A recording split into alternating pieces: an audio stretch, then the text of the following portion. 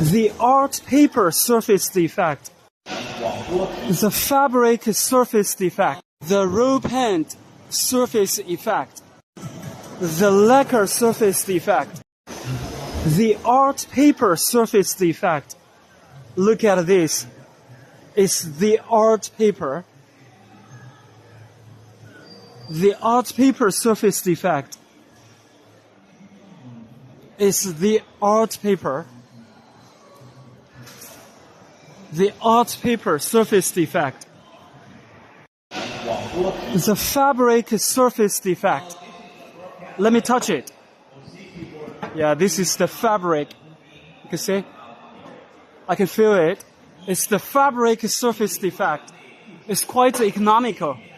It doesn't cost you a lot of money. It's pretty good. It's the fabric surface defect. The roll paint effect. The roll paint effect. It's pretty good. The roll paint surface effect. So you just roll it up and down. We call it the roll paint surface effect. The lacquer surface effect. The lacquer surface defect.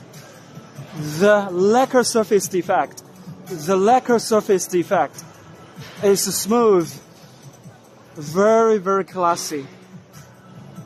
It's the high quality one.